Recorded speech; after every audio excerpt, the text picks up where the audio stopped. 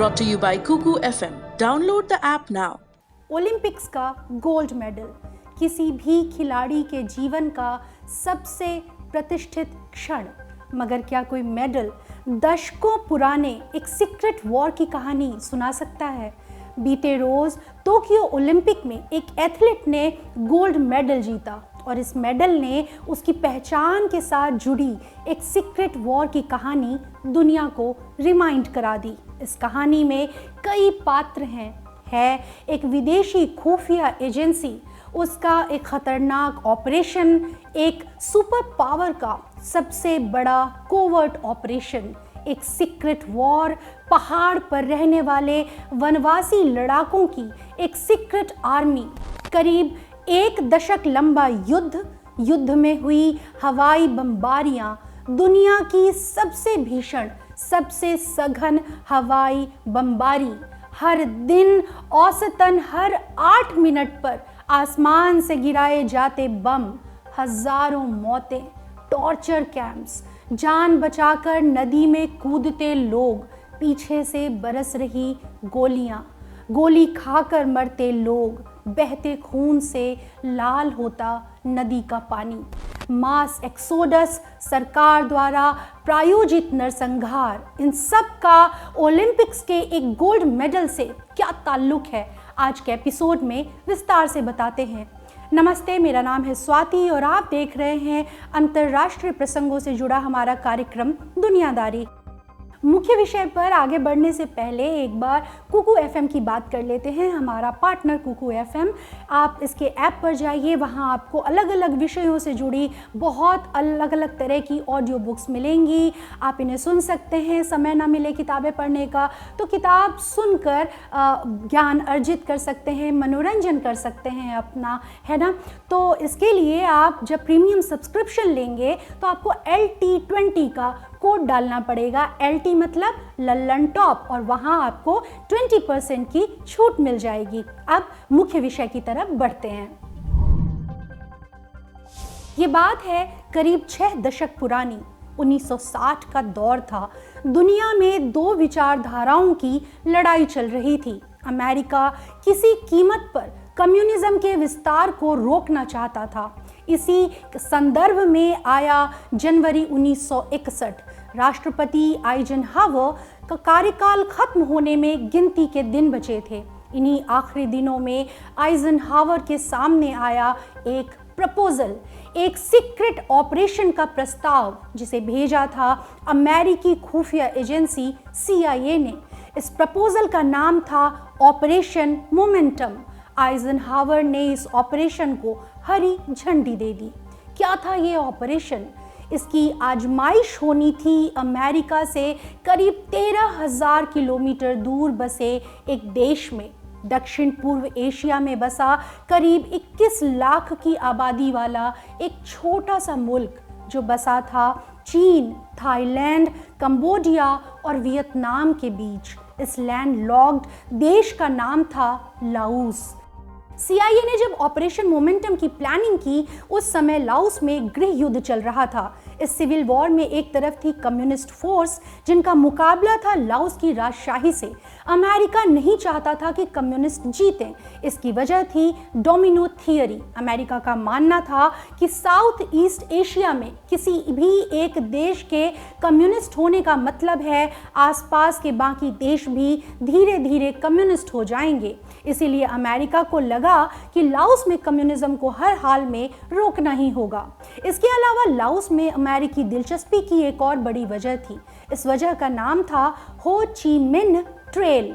ये military supply से जुड़ा एक सर्पाकार रूट था।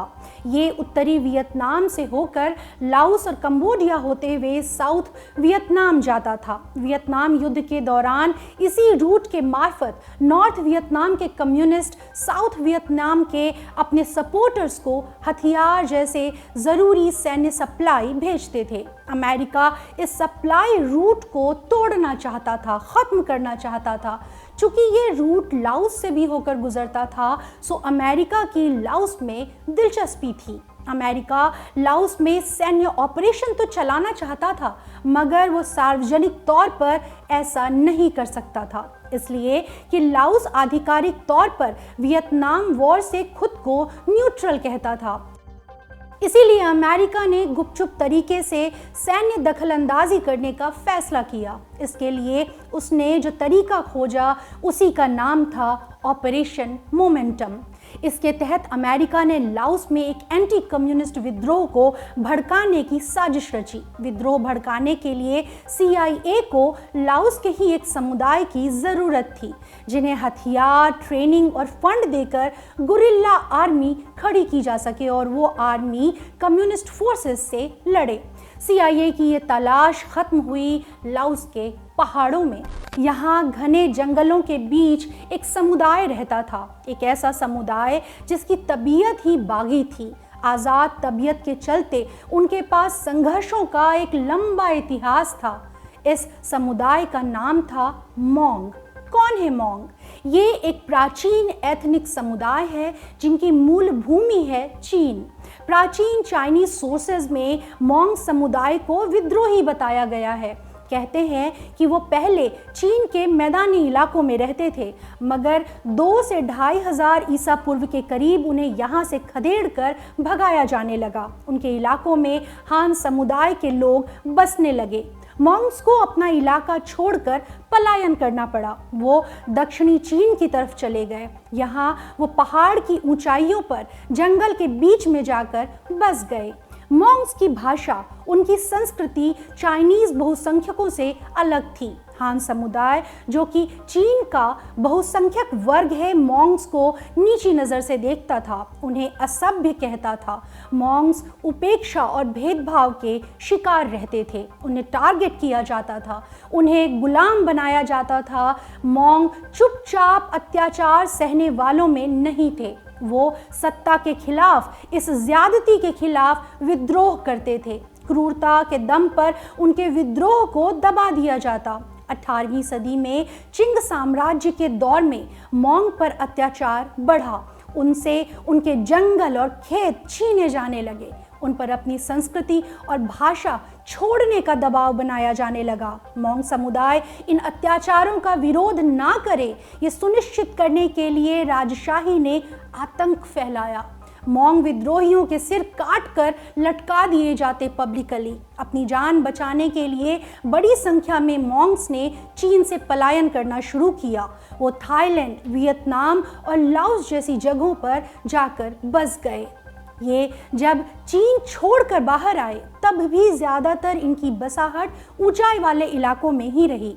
इसकी वजह थी कि बाहर से आया कोई नया ग्रुप जब किसी नई जगह पर आकर बसता है तो उस जगह पर पहले से रह रहे लोग वेलकमिंग नहीं होते। पुरानों को लगता है कि नए वालों के साथ संसाधन साझा करने होंगे। ऐसे में वो नए समुदाय के प्रति आक्रामकता दिखाते हैं। मोंग्स के साथ भी ऐसा ही होता था। ऐसे में वो निर्जन इलाके खोजते थे। चूँकि मैदानी इलाकों में पहले से बसाहट थी, सो मोंग्स ऊपरी इलाकों में जाते, वहाँ जंगलों के बीच अपने रहने और खेती लायक जगह बनाते।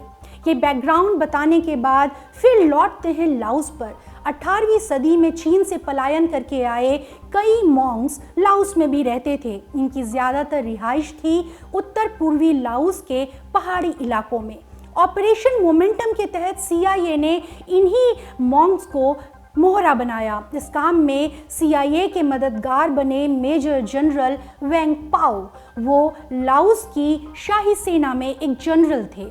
वेंग पाओ मोंग समुदाय से आते थे। रॉयल आर्मी में सबसे ऊंचा ओहदा पाने वाले मोंग थे। वो मोंग कम्युनिटी पर भी उनकी बहुत पकड़ थी। CIA ने राष्ट्रपति आइजनहावर से ग्रीन सिग्नल मिलने के पहले ही 1960 में जनरल वेंग से संपर्क किया था। जनरल वेंग लाओस रॉयल आर्मी का हिस्सा थे। वो पहले से ही कम्युनिस्ट फोर्सेस के साथ लड़ रहे थे। इसके अलावा वियतनाम के कम्युनिस्ट जब सीमा लांघकर लाओस में आते तब जनरल वेंग उनसे भी लड़ाई करते। CIA ने जनरल वैंग से हाथ मिलाया। अमेरिका के दिए फंड्स और हथियारों की बदौलत वैंग ने फुर्ती में हजारों मॉन्क्स की एक गुरिल्ला आर्मी खड़ी कर दी। इस गुरिल्ला आर्मी ने अमेरिकियों के लिए कम्युनिस्ट फोर्सेस से युद्ध लड़ा। कॉम्बैट ऑपरेशंस के दौरान जनरल वैंग खुद गुरिल्ला आर्मी का नेतृत्व करते, अपने साथी लड़ाकों का जोश बढ़ाते हुए कहते कि अगर हम मरे तो साथ मरेंगे, अपने किसी साथी को पीछे नहीं छोड़ जाएंगे, पीठ नहीं दिखाएंगे। मॉन्क्स ने बहुत बहादुरी दिखाई इस युद्ध में। 35,000 से ज़्यादा मॉन्ग लड़ाके इस युद्ध में मारे गए।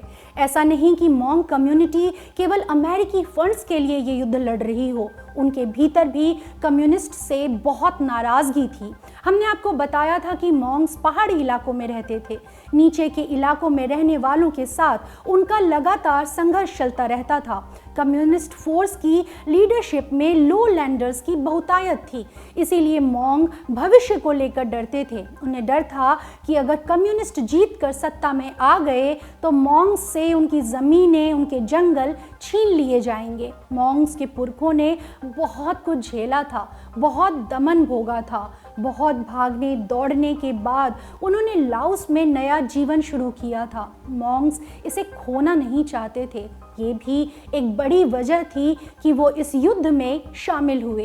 एक तरफ जहां मॉन्ग कम्युनिटी अमेरिका की तरफ से ज़मीन पर युद्ध लड़ रही थी, वहीं अमेरिका आसमान के रास्ते लाओस पर बमबारी कर रहा था। 1964 से 1973 के बीच अमेरिका ने यहाँ 20 लाख टन से ज़्यादा 20 लाख टन से ज़्यादा वजन के बम गिराए। 9 सालों में करीब 6 लाख बॉम्बिंग मिशंस भेजे। इसका हिसाब लगाइए तो औसतन हर 8 मिनट पर अमेरिका ने यहाँ एक बम गिराया था। 9 साल। इन 9 सालों का हर दिन के 24 घंटे, हर दिन हर घंटे औसतन 8 मिनट के अंतराल पर होने वाली हवाई बमबारी। इसीलिए लाओस को दुनिया का सबसे हेवली बॉम्ब्ड देश कहा जाता है। अमेरिका ने किसी और देश पर ऐसी बमबारी नहीं की। इन बमों से मरने वाले 80% लोग आम निर्दोष नागरिक थे। सबसे भीषण तो ये है कि जितने बम गिराए गए उनमें से 1/3 तब फूटे ही नहीं। लाओस युद्ध खत्म होने के बाद के दशकों में 20,000 से ज़्यादा लोग इन अनएक्सप्लोडेड बॉम्ब्स के संपर्क में आकर मरे। वापस चलते हैं अमेरिका के सीक्रेट लाओस वॉर पर।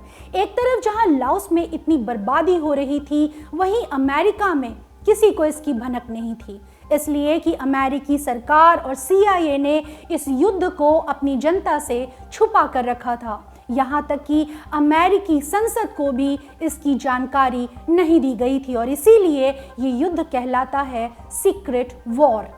ये युद्ध 1975 में ख़त्म हुआ। इसके 2 साल पहले 1973 में ही अमेरिका ने लाओस से हाथ खींच लिए। इस वक्त तक स्पष्ट हो चुका था कि कम्युनिस्ट्स ये युद्ध जीत रहे हैं। मॉन्ग्स ने अमेरिकियों का साथ दिया था, कम्युनिस्ट से लड़ाई की थी, इसीलिए ठोस अंदेशा था कि कम्युनिस्ट सत्ता मॉन्ग्स को निशाना बनाएगी। चूंकि मॉन्ग्स ने अमेरिका के लिए कुर्बानियां दी थी, इसीलिए अमेरिका ने सैकड़ों हजारों मॉन्ग्स को अपने यहाँ जगह दी। 70 और 80 के दशक में लाखों मॉन्ग्स लाओस छोड़कर अमेरिका आ गए। अनुमान है कि इस दौर में करीब 3 लाख मॉन्ग्स अमेरिका आकर बसे। इन्हें मॉन्ग अमेरिकन कम्युनिटी कहा जाता है। इस कम्युनिटी के करीब 92% लोगों को अमेरिकी नागरिकता मिल चुकी है। अमेरिका में इनकी बसाहट के मुख्य इलाके हैं मिनेसोटा, कैलिफोर्निया और विस्कॉन्सिन। अमेरिका की वाइट आबादी में शरणार्थियों को लेकर बहुत गर्मजोशी नहीं है, हॉस्टिलिटी है। रिफ्यूजी कम्युनिटी, अफ्रीकन अमेरिकन और एशियाई मूल के लोगों के साथ भेदभाव यहाँ आम है। मॉन्ग समुदाय भी इससे अछूता नहीं। इसके अलावा जीवन स्तर और मौक़ों में भी भेदभाव साफ दिखता है। अमेरिकी मॉन्ग्स की तकरीबन 60% आबादी कम आय वर्ग वाले ग्रुप में आती है। मॉन्ग अमेरिकन्स संयुक्त राष्ट्र अमेरिका के सबसे वंचित सबसे हाशिए पर पड़े एशियन अमेरिकन ग्रुप में गिने जाते हैं। पता है, जब कोविड-19 आया था और ये पता चला था इसकी वुहान से शुरुआत हुई है, तो चीन को लेकर, चाइनीज़ मूल के लोगों को लेकर कई तरह के भेदभाव, उन्हें टारगेटिंग किए जाने के एपिसोड्स होते थे और अमेरिका में भी इस तरह की घटनाएं होती थी और तब मोंग कम्युनिटी चाइनीज़ समझ ली जाती थी और उनके साथ भेदभाव होता था, उनका अपमान होता था। अब सवाल है कि ये सब हम आपको आज क्यों बता रहे हैं? ये इतिहास सुनाने की वजह है टोक्यो ओलंपिक्स। 29 जुलाई को यहाँ जिम्नास्टिक्स का एक मुकाबला हुआ। इसमें women's artistic individual all around category में गोल्ड मेडल जीता अमेरिका की एक जिम्नास्ट ने। इनका नाम है सुनीसा ली। सुनीसा मोंग अमेरिकन कम्युनिटी का हिस्सा हैं। उनके माता पिता वियतनाम वॉर के बाद लाओस से भागकर अमेरिका आए थे। सुनीसा की जीत पूरे मोंग अमेरिकन कम्युनिटी के लिए बहुत मायने रखती है, इसलिए कि आज भी अमेरिका के कई लोग मोंग्स का योगदान नहीं जानते। उन्हें नहीं पता कि अमेरिका के लिए, उसके छेड़े सीक्रेट वॉर के लिए मोंग्स ने कितनी कुर्बानियाँ दी हैं। सुनीसा की जीत के चलते मोंग कम्युनिटी की कहानी, उनका अतीत, उनके संघर्षों को एक प्लेटफॉर्म मिला है। सुनीसा ली मोंग अमेरिकन कम्युनिटी की पहली सदस्य हैं जिन्हें ओलंपिक टीम में जगह मिली। ऊपर से उनका गोल्ड मेडल जीतना, इससे पूरी मोंग कम्युनिटी खुश है। वो जश्न मना रहे हैं। अमेरिकी वाइट कम्युनिटी के बीच भी एकाएक मोंग्स के बारे में जानने का ट्रेंड बढ़ा है। मोंग्स को उम्मीद है कि इस ट्रेंड से बेहतरी आएगी। शायद अब वो अनसुने, अनदेखे ना रहें। मोंग भाषा में एक कहावत है, कुछ इस भाव का कि तुम मोंग हो तो तुम्हारे दिल में बाकी मोंग्स के लिए मोहब्बत होनी चाहिए, क्योंकि हम ही हैं एक दूसरे के लिए और कौन हमें चाहेगा। कहावतें रातों रात नहीं बनती, इनमें कई पीढ़ियों के साझा अनुभवों की झुर्रियाँ होती हैं। उनकी खुशियाँ, उनके दुख, उनकी भोगी बीमारियाँ, जीवन, मरण, भोजन, बहुत सारे भाव और तत्व मिलाकर कहावतों का सृजन होता है। कौन हमें चाहेगा और कौन हमें चाहेगा अगर हमने ही एक दूसरे से मोहब्बत नहीं की।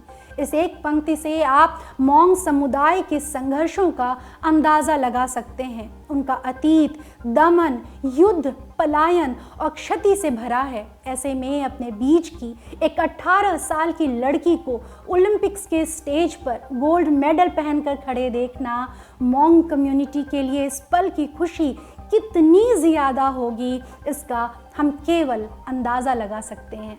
इस कहानी का सुनीसा के मेडल जीतने का एक और ज़रूरी पहलू है। मोंग कम्युनिटी परंपरावादी है। वहाँ लड़कियों पर कई तरह की पाबंदियाँ होती हैं। खाना बनाना, शादी करना, घरेलू होना, माँ बाप और पति की इज्जत बनना और इज्जत का बोझ ढोते रहना। सोसाइटी लड़कियों पर कई तरह के नियंत्रण रखता है और उनसे इस तरह की उम्मीदें रखता है।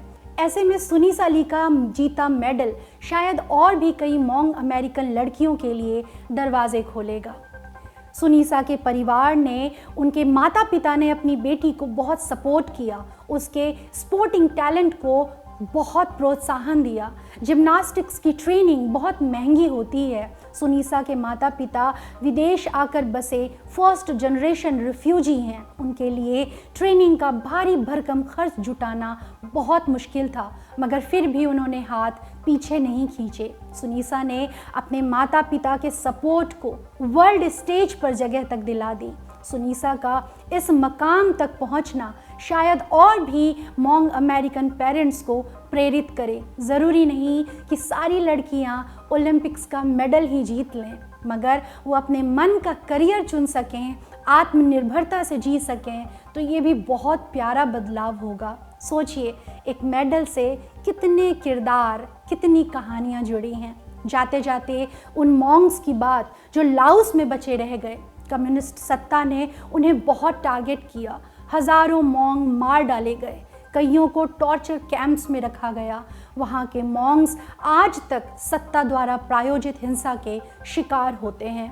आज की दुनियादारी में इतना ही। अपना ध्यान रखिए, बेहतर मनुष्य बनने की कोशिश में लगे रहिए। शुक्रिया, शुभ रात्रि।